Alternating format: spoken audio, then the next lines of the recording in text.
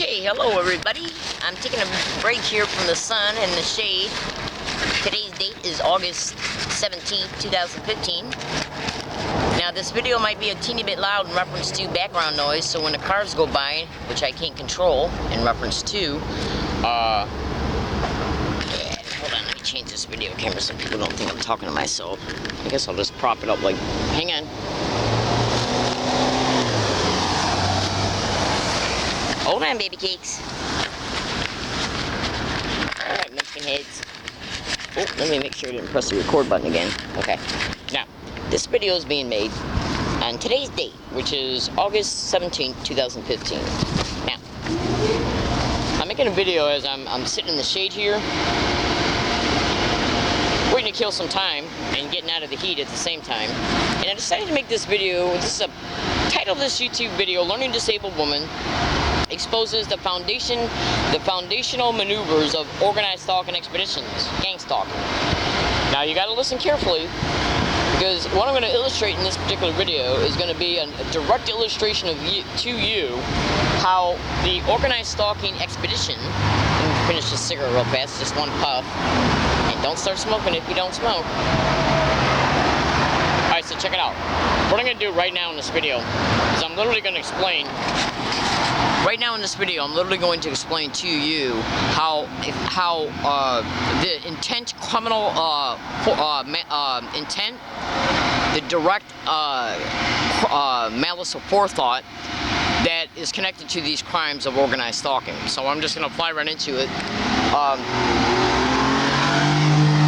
I'll have to be quiet at times when loud cars go by, so just bear with me. And I'm sorry that I'm making it right now at this spot, but I gotta do what I gotta do. Okay, so anyways, hold on.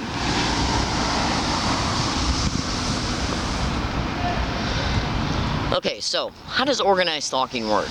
Organized stalking works in part by when they flag and tag a target to be a victim of this crime, a target of it. Let me just check the batteries real fast. And what they'll do, even before the open organized stalking harassment starts, what they'll do is sit back, and once the target is flagged and tagged to be a target, what they'll do is say, okay, this is what we want to do with this target, and pretty much a huge aspect of what they do to targets, okay, they do pretty much to all targets eventually. So what I'm going to do in this particular video is I'm going to explain to you some of the foundational schemes of gang stalking.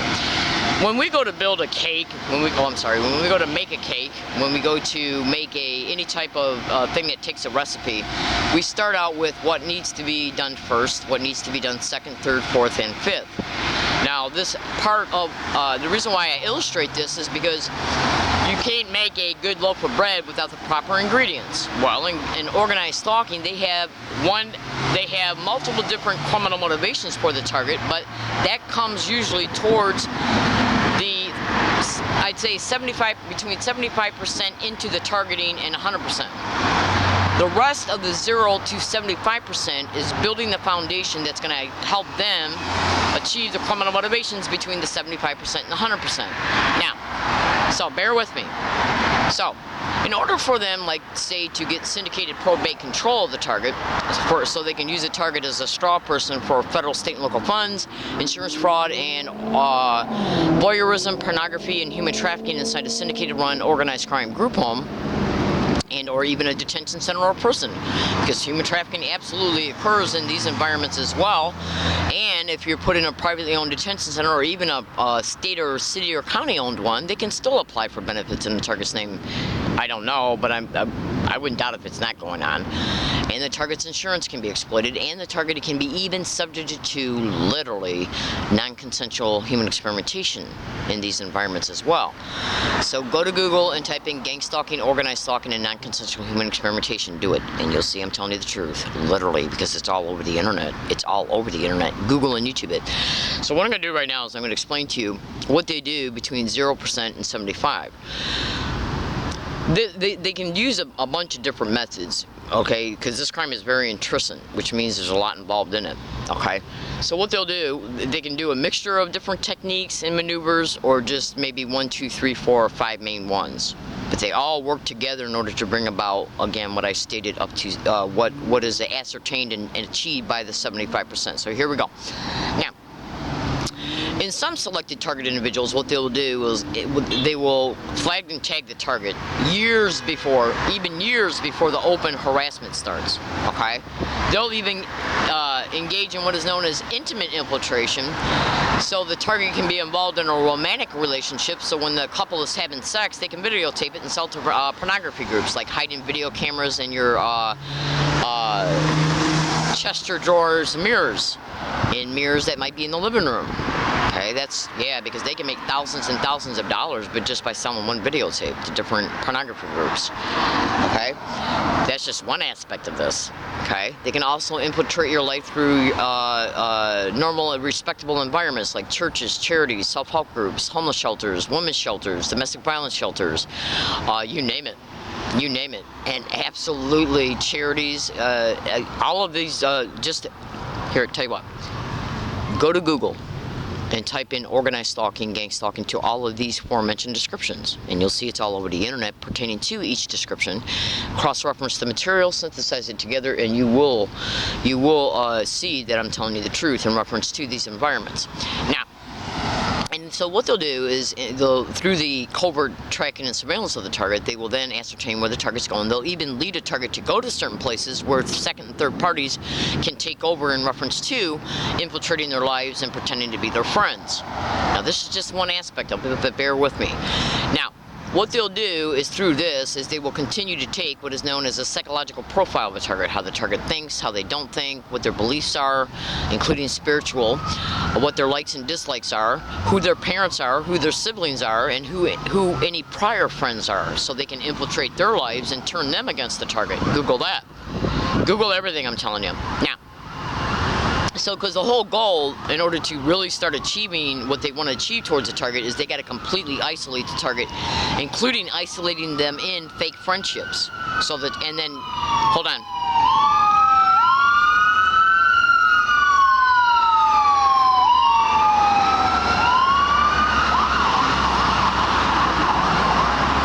Hold on.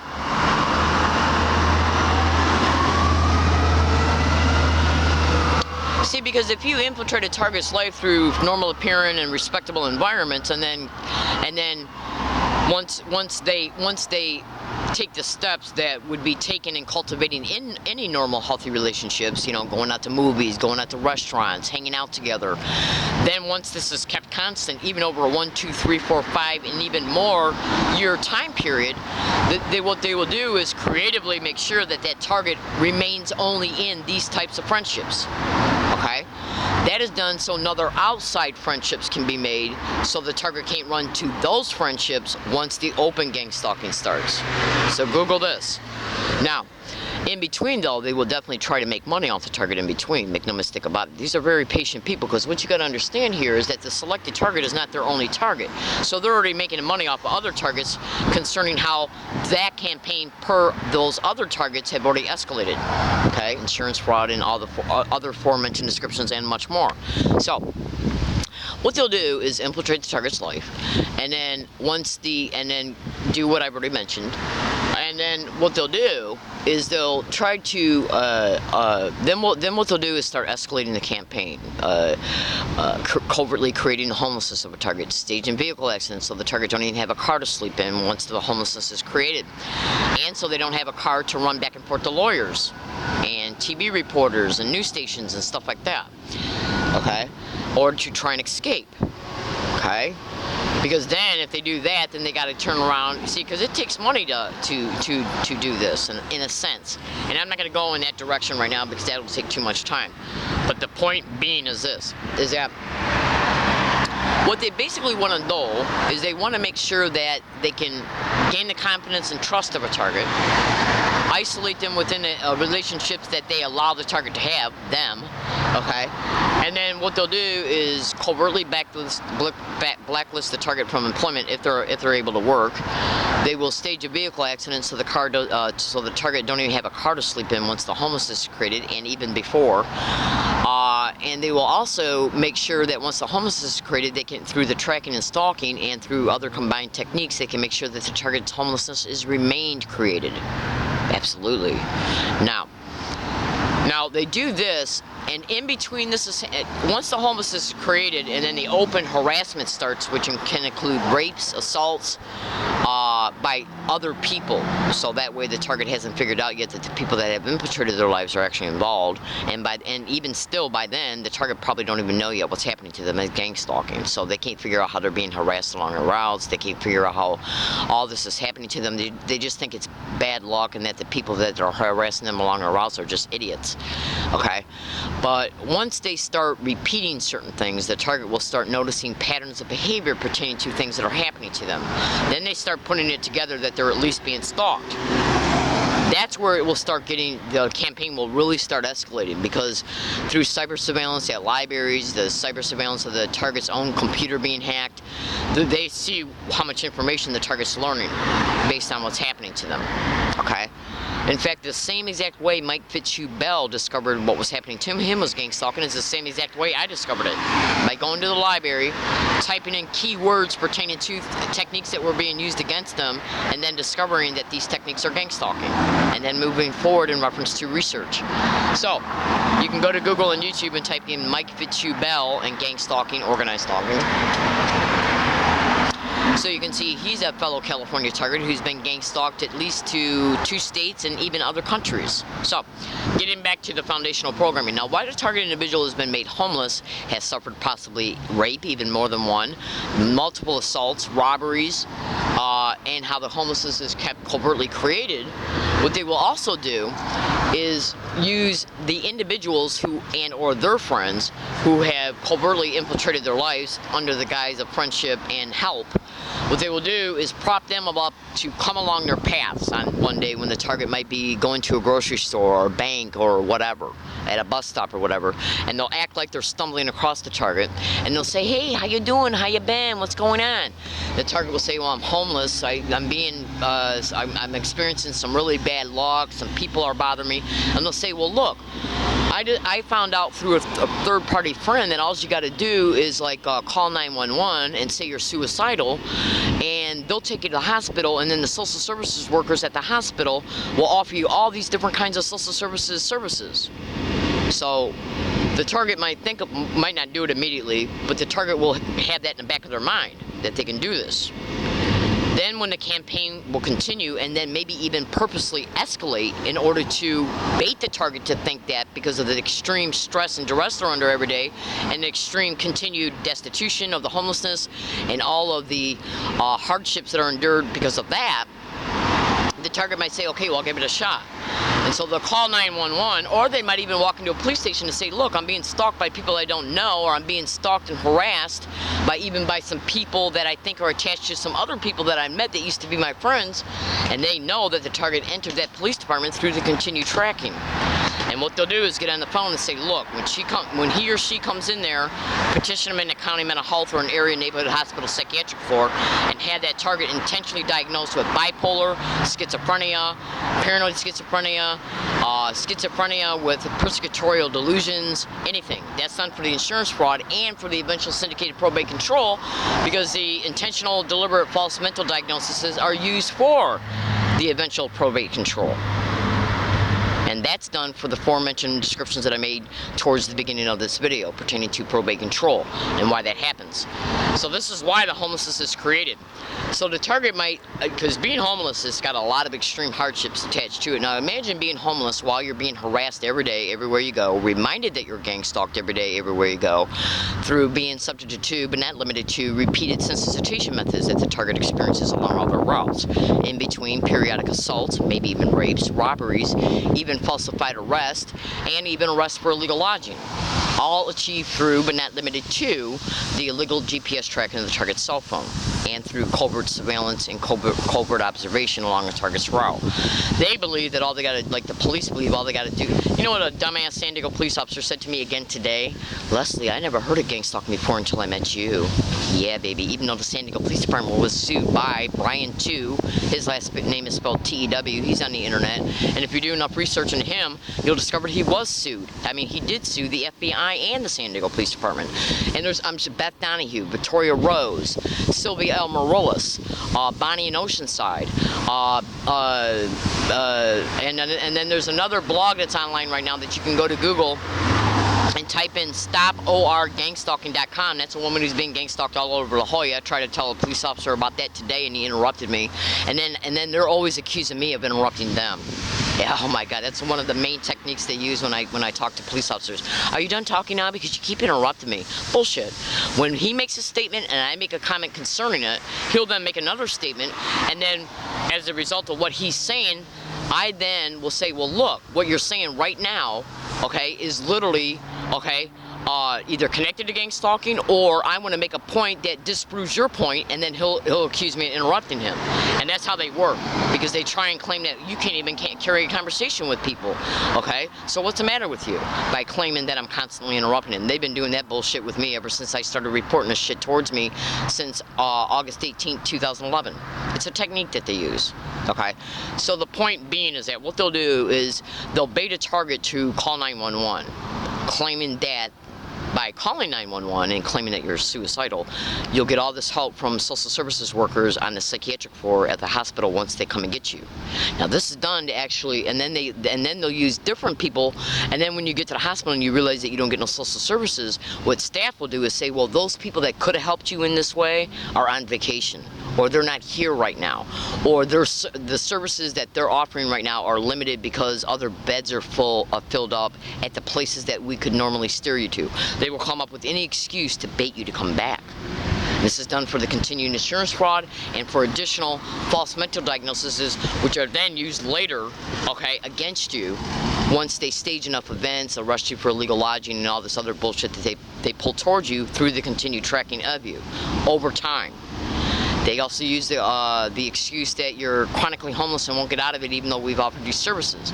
They're offering me to apply for Section 8 housing and low-income housing, even though they told me there's a 2-year waiting list. And in order to get on qualified for that, you got to sign a agreement to have them dig into your mental records after you possibly have been duped to do these things I just aforementioned. That way, once you do get to Tennessee, once you do get the apartment, and then they stage events there through gang stalking, go to Google right now and type in low-income housing and gang stalking. And then in a separate search, Section 8 and gang stalking. Okay? Homeless shelters and gang stalking, women's shelters and gang stalking, domestic violence shelters and gang stalking, homeless outreach team here in San Diego and gang stalking. They got active San Diego Police Department's police officers literally running around with them in their vans. PERT teams, P-E-R-T, which are psychiatric teams that run around with the homeless outreach team. Now, these are psychiatrists that the state uses, and they'll subcontract with them. That way the state can't have any legal liability concerning any false diagnoses that they might attempt to attach to a target, because they'll say they're subcontracted. Bullshit. Anybody that's working with any San Diego Police Department, whether it's subcontracted or not, is taking apparent authority to work with them. They'll try and find a legal loophole for that shit, though, because they want to make sure that the city loses no money. Okay? Because they're criminals, and these are the things that criminals do. Lying criminal whores. Anyways, so the point being, what I'm illustrating to you is the foundation of what they'll do. Now, once they get the false mental diagnoses, they will then use that later, okay, against the target. And this is where also the federal government can be involved in this shit. So you can go to Google and type in Social Security and gang stalking, and then Social Services, which is state. Why are they all over the internet to play a direct role in gang stalking? Because they can. The government can petition how long a target has been homeless in other states, and they can determine that through how much their food stamps they got. Like when you go apply for food stamps, you gotta they take in your information pertaining to how much money you make, and then cross-reference that to your current bills, like rent, utility bills. If you don't have rent or utility bills, and they will also documentate if you're homeless, they can then go back and say, okay, well, Leslie's been homeless since 2011 here in San Diego. How is that? Why won't she get out of it? Well, because I've been gang stalked to 7 camping sites now and along all my routes. They won't take a police report concerning it. So how am I supposed to get out of the homelessness concerning it? Because if I got an apartment tomorrow, a room for rent, a motel room, whatever, I'd use it because of gang stalking. If I went to a homeless shelter, they would bait me to sign the papers, wait until they were signed, and then start harassing me to mentally provoke me to leave. That way, when they stumble across another hiking area, they can say, well, why didn't you monopolize on all these services, Leslie? We offered them to you because I know I'll be gang stalked there. Well, what's gang stalking, Leslie? We don't understand. And that's get you to bait you to open up so you'll be mentally preoccupied with it, and then they'll say, well, you sound delusional, you sound crazy, we better put you in a hospital. Now, this is where also the courts can get a hold of your medical and mental records too. Now what they'll do, once a target's got this all figured out, the target might start looking up a law firm to run to so they can say to the lawyer or the law firm, this is what's happened to me. They see the target, I'm not saying me personally, but I'm not saying it's not either. But what they'll do is ascertain through the cyber surveillance that I'm looking up a lawyer like for medical malpractice. They see me doing that, and so they'll stage an event before I can get down there and go. Do you have any idea how many staged events and staged assaults have happened to me as right after I've started looking up lawyers and law firms on the internet? Every single time. Okay? Every single time. Now go to YouTube and type in gang stalking bullying on steroids. You'll literally see that police officer, Lieutenant Larry Richards from Santa Cruz, flat out state that gang stalking has been going on forever and that it's even reached out into the cyber world. Okay? Now, if you go to Google and type in cyber surveillance and gang stalking, gang stalking and cell phone tracking, gang stalking and cell phone hacking, gang stalking and computer hacking, you can easily ascertain that that's what they're doing to a target. So they see that a target's looking up lawyers and law firms, so what they want to do is make sure that they stage events towards the target, including arrest, petitioning the target in county mental health, petitioning the target in a psychiatric floor in an area neighborhood hospital psychiatric floor, in a neighborhood area hospital floor. Sorry, I'm a little tongue-tied right now. What they'll do is ascertain the target's looking up lawyers and law firms. They know, like me, I got 1,000 audio files of individuals getting around me every day and saying gang stalking. Everywhere I go in the same exact identical way. So think about this. If I got this, and they know I got it because the government is the one who's sponsoring gang stalking, which is all over the internet, Google that. They know I got it because they propped up the verbal harassment. So now they know that the evidence is indisputable because it's on a tape recorder and video files, okay?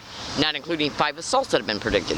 So they know I got all this evidence. So they see I'm looking up a lawyer and law firm. So what they do is say, okay, well, they know I got this evidence. I take it to a lawyer. They know they're going to get sued. So what they'll do is stage an event at my hiking area and arrest me for illegal lodging. Okay, absolutely. And while I'm in jail, they steal everything or damage it to the point to where it's unrecognizable. They'll steal my money, my ID, my phones, my camera, my evidence, my food stamp card, my Medicare card, my bus pass, everything, and then release me with nothing. Okay, and this is literally what they'll do when they rob you or rape you too. Okay, so what they want to do is completely escape with legal culpability in reference to at least gross negligence of duty in reference to the police, okay, while trying to make sure the crime can be achieved by whisking you in this probate control before you can get help. And I'm predicting it right now. Today's date is August 17, 2015. If I am arrested for illegal lodging, if any assault takes place towards me at any place that I might be camping at, if anybody approaches me at any area and causes me any kind of problems concerning where I'm camping at, because you know what they'll do? They'll even stage an an assault, a rape, a robbery, or a combination of all 3 to provoke me to call the police to that area. That way, the perpetrator who is responsible, that they use for it, will clearly get away, because if they rob me, they can even get my phone. How am I going to call 911? Okay. Or somebody will magically walk by right after the event transpires, and I'll ask them to call 911. That way, the police can come out and say, well, what are you camping here before anyways, Leslie? Yeah, that way they can walk away with another illegal lodging ticket while I am robbed, raped, assaulted, or a combination of all 3. These are the little schemes of gang stalking, achieved through but not limited to the illegal GPS tracking of your cell phone. Go to YouTube right now and type in learning disabled woman brutally assaulted on an MTS bus. That assault video was sent to me by MTS Altered. The police report concerning that assault was falsified, facts were omitted, and the assault was predicted 11 days before in an email file. You can see that email file in a blog. That blog URL's link is in the description of that YouTube video. Research it. So, My name is Leslie Williams, and I'm predicting this now and introducing that they're going to try this, and they'll use anybody at my hiking areas, my camping areas, kids, teenagers, adults, neighbors, homeless men, homeless women, anybody, city, anybody, okay? So, I'm predicting it now, because they know that I'm fed up with this. They know it. So, fellow American citizens, also research my YouTube videos that are dedicated to this channel. A lot of them have not been titled because I haven't had the time to do it. Alright, I gotta go. I'm in San Diego, California. This is literally the operations of GangStalking. That way, like, if you become a federal whistleblower, you better believe Medicare and Medicaid, okay, will hand over your, because they got this shit wrapped up now in the courts, okay? Absolutely. At the federal, you know, they're using right now family court judges, they're using probate judges and probate lawyers, they're using city attorneys and city prosecutors. It's organized crime in the system. It's a syndicate. Up and operating in every state in the United States. And why is interstate stalking all over the internet? To be directly connected to gang stalking. So when a target goes from one state to another, the syndicate that's in the state the target's going into will take over in a campaign towards the target. And all the information concerning everything they've done to a target, concerning what happened to him in the previous state, is shared. Okay? It's a nationwide syndicate, up and operating in every state, county, city, and local governments in the United States. And they do, you better believe they have tentacles out within the community as well. Churches, charities, all the aforementioned description, like homeless shelters, you name it. Yeah, it's nothing but organized crime, baby. It's the actual organized crime that's responsible for a huge aspects of the crimes that are going on right now in our country. Absolutely. Why do you think it's all over the internet that police are involved in gang stalking? Why do you think it is? If you typed it in right now, organized stalking and police, and look at what comes up. Then go to Google and type in gang stalking and police and look at what comes up. Do you really think that's an accident? Bullshit. And they'll never admit it. Absolutely not, because the second they do, they can be prosecuted for it, and the city and state that their county they're dedicated to can be held legally liable for it. So they're never going to admit it. They're going to continue to lie and act like they don't know what it is. Like a cop told me today, Leslie, I never heard of gang stalking until I met you. Well, then why don't you go to the internet and research it then? They're liars. They're nothing but liars. Gotta get, I'm in San Diego, California. This video applies for the next 90 days. Thank you.